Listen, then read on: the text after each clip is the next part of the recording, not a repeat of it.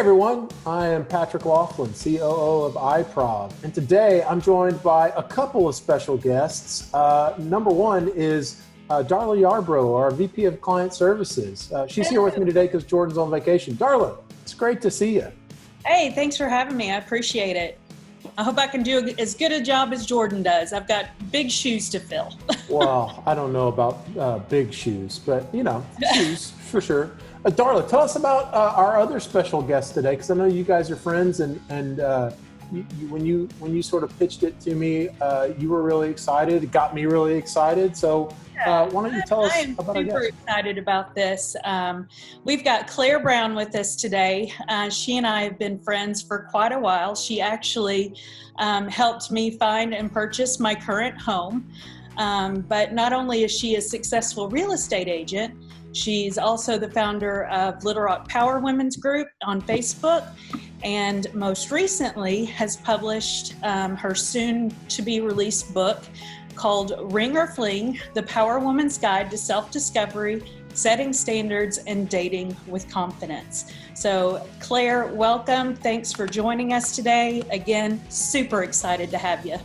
Thank you all so much. I am so excited. This is my first interview. Or chat, whatever you want to call it. So I am a little nervous and anxious to see where this goes. Don't be nervous. This is just a conversation, and you and I will just team up on Patrick. How about that? That's great. Let's be careful there, guys. This is a family audience. Anyway, okay. So, Claire. Now, I think that anybody who takes the time and puts in the effort to write a book is unbelievably commendable. But I also think that, somebody that writes a book that is about something so personal and so revealing about their life, that really puts themselves out there, big kudos. So tell us about the book and what you're hoping readers take from it. So I've had to conquer a lot of personal hurdles with being extremely vulnerable, with the fact that I had never dated. I met and married a man when I was in high school and got married when I was 20, then found myself divorced when I was only 34. And so dating previously was a boy at my locker, and someone calling and leaving a message on the answering machine. And we didn't have the internet, we didn't have cell phones, we didn't have apps or online dating. And I came from a world where no one had ever asked for my phone number.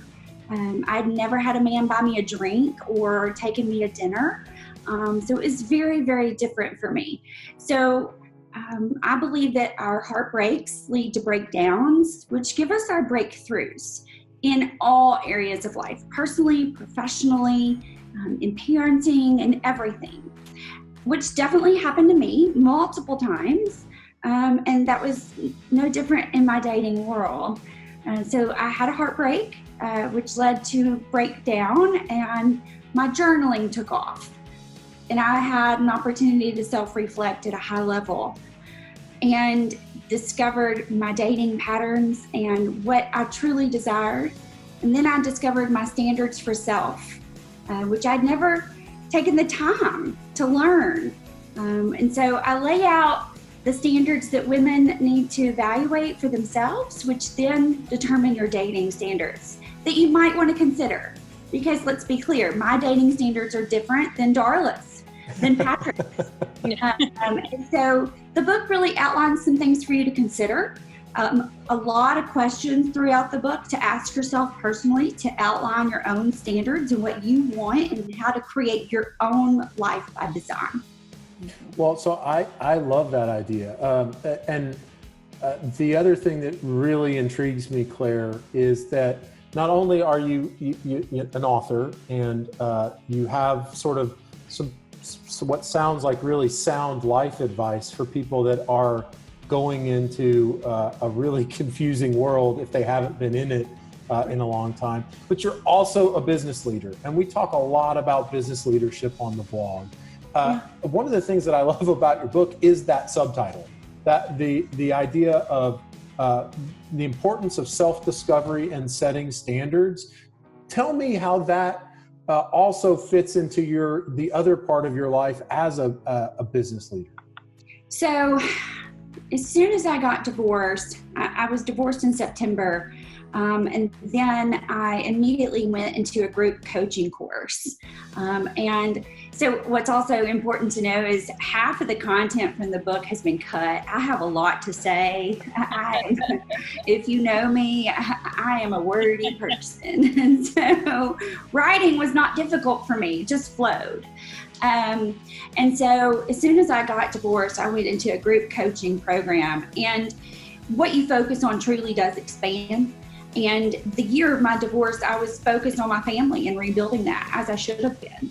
And so my production that year was extremely low. It's the lowest it had been in years. And then my productivity went from what I made that one year to that next quarter. Wow. And then I thought, this is good stuff. I've got to get more of this. I need to learn and dig deep. And so I did. And then I got a one-on-one personal coach. And then my productivity went from what I made in 1 year to 1 quarter to 1 month. And then I started investing in myself. So what I learned from that is the more you invest in yourself, the more you affect others. So my degrees in education, I taught for 1 semester. That's all I lasted. I have a huge and immense respect for teachers. It's not my space. Quarantine. Exactly.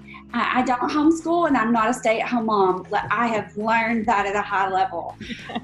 And so, but what I learned is that children are products of their parents and that we influence others by our actions and our words.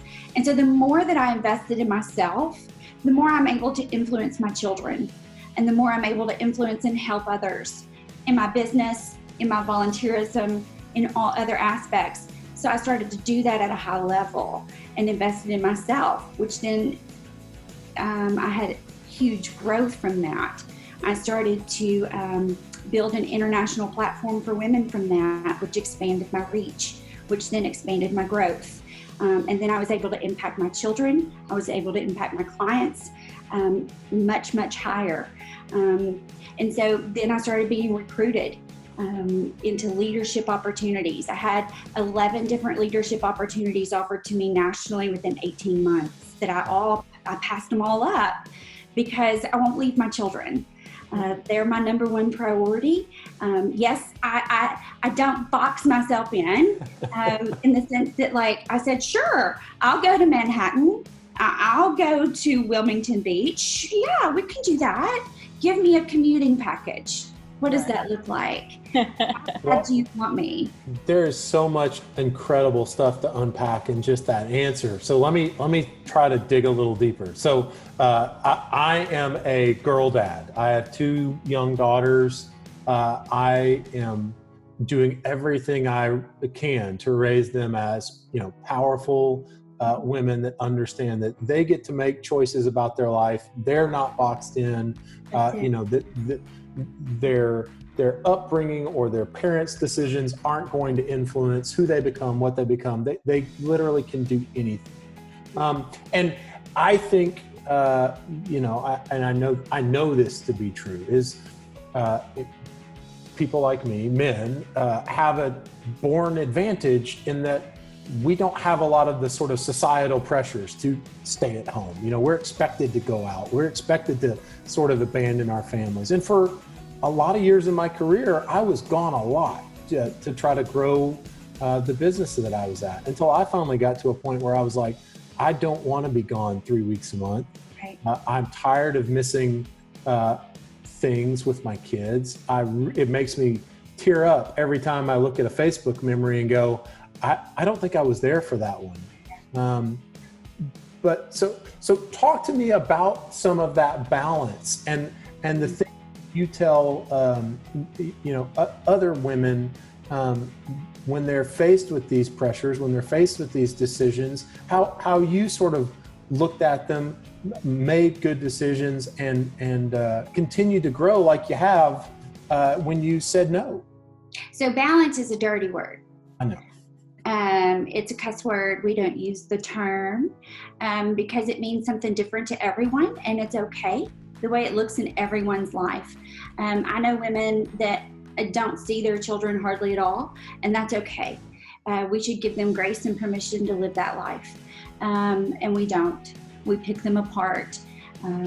We pick every other woman apart. I know women that stay at home that also have 6 children that also run 7th level companies, and that's amazing. It's their choice, and we should celebrate them as well. And the thing is that they all have a balance that's working for them, and we should celebrate that.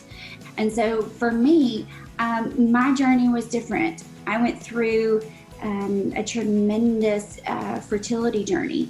I lost a child. I had surgeries and lots of money to have my children, and then had a hysterectomy when I was very, very young, when I was 30, and then found myself divorced and only had my children half the time that I fought very hard in the beginning to have. And so then to find myself experiencing opportunity to be away from them even more was not an option for me. That was not my idea of balance, but that's my choice, and that's okay. And so then what I did was I created a world where opportunity came to me, and that's what I've done.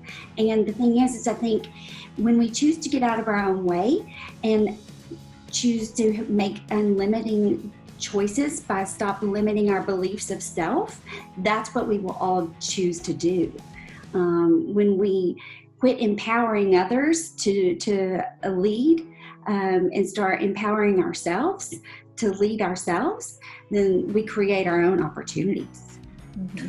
Well, and one of the things that I really love about what you said too is the importance of vulnerability. Darla, for all intents and purposes, leads most of the day-to-day operations. Don't tell RJ, because that's what I'm supposed to be doing. But since Darla came on as VP of Client Services, it's freed up an incredible amount of my time to focus on bigger picture stuff, so that once again RJ can level up and other things. But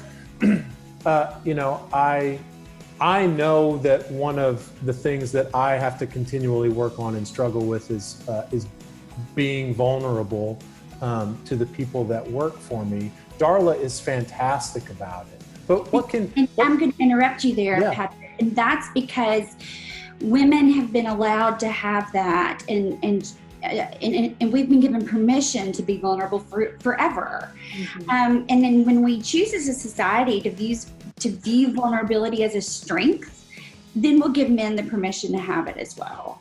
But that's truly what it is. It's a strength. It's not a weakness. Well, and I believe you, and I really do sort of struggle with it. And I think the boundaries that I struggle with it is being in a leadership position where you want to be vulnerable and you want to let them know what's going on inside your head, and you want to let them know where you think you failed them and where they have failed you, and have an open and honest dialogue. A lot of that falls apart when you are in a high level position in a business, and some things you just have to keep to yourself for a lot of different reasons. Yes, and that's when timing is key. And you've got to know how to approach conversations and know that others are ready to receive them. Just because you're ready to give them doesn't mean that everyone's ready to receive. And so I think that it's also how you present it. And so if you allow fear to stand in your way of having fierce conversations and stepping into them authentically with that vulnerability, you're just limiting yourself. Oh, that's a very good point. Yeah. So back to, and once again, I'm limiting my vulnerability here, Claire. Back to this idea that sort of dating and business have some similarities. Talk to me about what you learned on your dating journey that you were able to bring, or that's influenced your leadership philosophy at your business. So you want me to talk about business or dating? Well, in my mind, there are a lot of things that are very similar, and our whole leadership team shares that philosophy. When we hire a new contractor, we always want to give them a job that we're sort of incrementally working our way into that trusting relationship. You know, we're not just diving in head first. You know, we're taking them to drinks and we're saying, hey, is this going to work out? What, you know, am I ready to hand everything over to you? I think the same applies to employees too. I think that you build these sort of careful onboarding programs, because it is a little bit like a courtship. Yeah. Mm-hmm. Yeah. Exactly. Mm-hmm. Yeah. That's a good word for it. It's a courtship. Yeah. Courtship. We've lost that in the dating space. And hopefully we've maintained it in business. You know, I talk about dating in business terms a lot through the book, in the sense of, well, what's the market like? Because a buyer's market is a seller's market. Right. And what are you shopping for? You know, I mean, Tracy. And what kind of offer are you going to make? Because, I mean, this is the world I live in, darling, because, you know, and then, and those are the conversations I have. And so that's why I asked, we're going to talk about dating in business terms, or are we going to talk about business in dating terms? Because they do go hand in hand. And it just goes back to connectivity and relationships, and then paying really close attention to the conversation patterns. I think when you pay attention to people's patterns in their conversations, you're able to really dive deeper into where that comes from.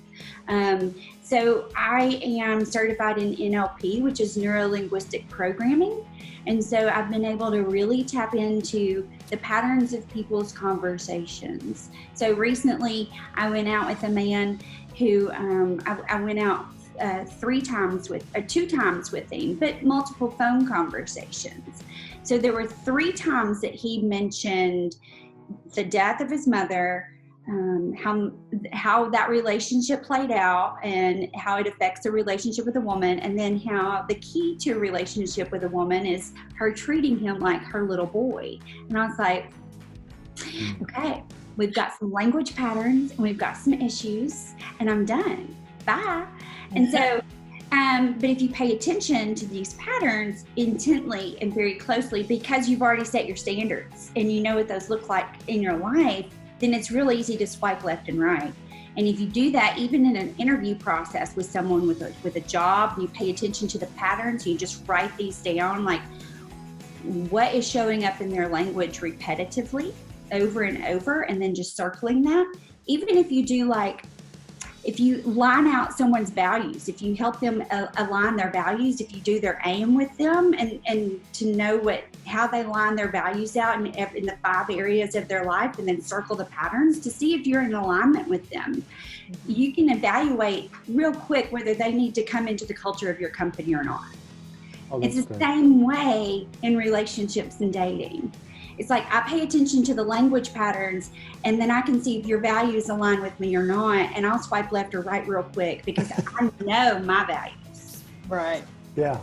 Right. And then I love that idea. I'll hire you real fast, or I'll eliminate you real quick, because I know the mission, vision, and culture of my company. Exactly. And if you don't align with that, Norland, you're going to be the bad apple, and I can't have that. Well, and that's like, you know, with our company, we're built on a standard of core values, and that's how we hire, fire, and promote people, basically.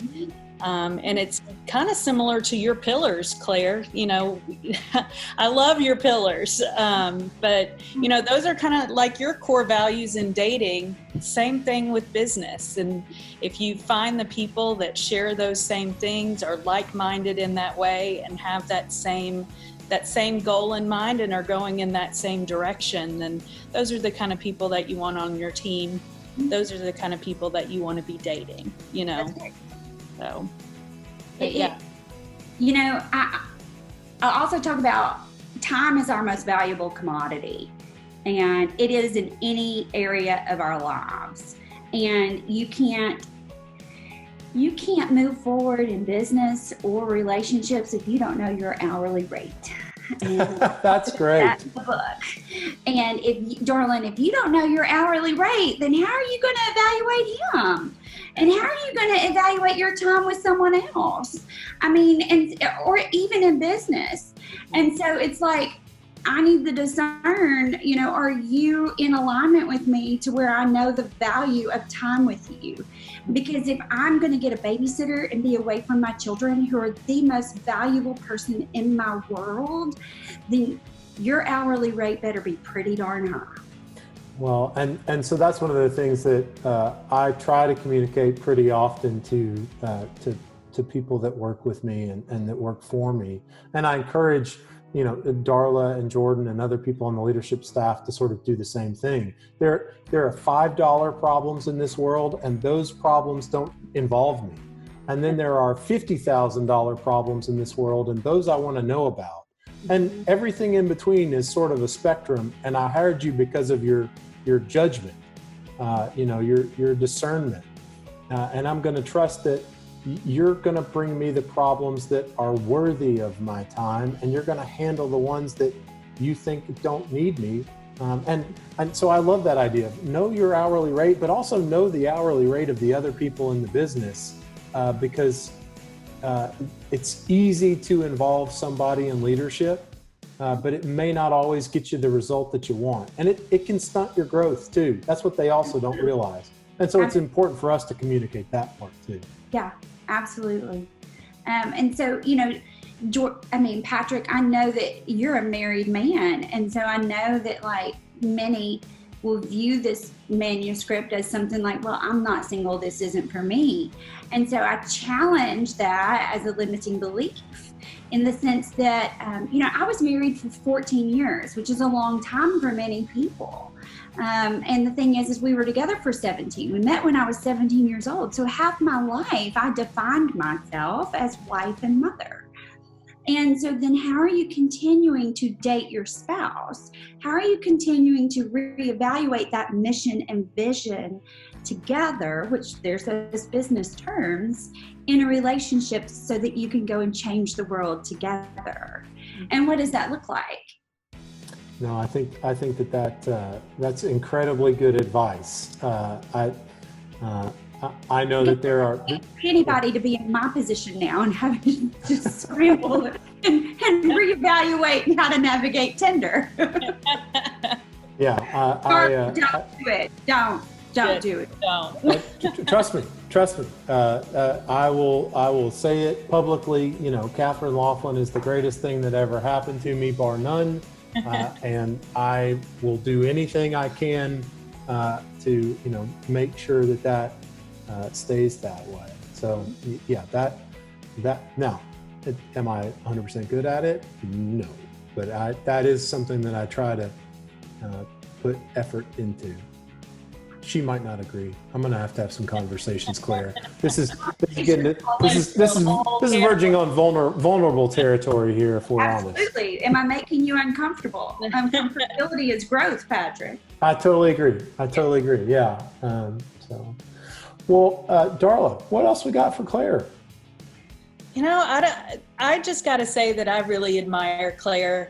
She came into my life. She and I were going through the same stuff. She was recently divorced. I was going through my own divorce. We're both trying to find our new normal. And so Claire and I have shared many conversations together. She's given me so much great advice. She's definitely been a good friend to lean on. And just because she's been there, she's done that, and she gets it. There's a lot of friends of mine that I'm very, very close to, but they're not in that same boat, so it's good to have that friend that is right there with you along that journey. And like I said, just gets it, because this is definitely a journey that is hard to navigate. Mm-hmm. It's hard to understand, so it's good to have those people with you there to hold your hand along the way. And Claire has certainly been one of those people. So thank you, Claire. Claire, where can we buy the book? To read her book. Yeah, the book is available on Amazon. You can also go to my website, which is thepowerwomen.org. There is a coaching course that also goes with the book. So that may help you along the journey. It's an 11 week or episode coaching course you can do at your own pace.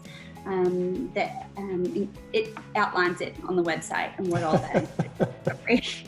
And then, so that's about it. Claire, thanks so much. Thank y'all. I so appreciate your time and everything. Thank you. All your kind words. Well, you gave me a lot to think about, and it's going to stew for a little while. But let me know how I can help. I appreciate that. Darla, it was great to see you. Great to see you too. All right, we'll see you soon, everybody. In honor of Jordan. Peace, peeps. Peace, peeps.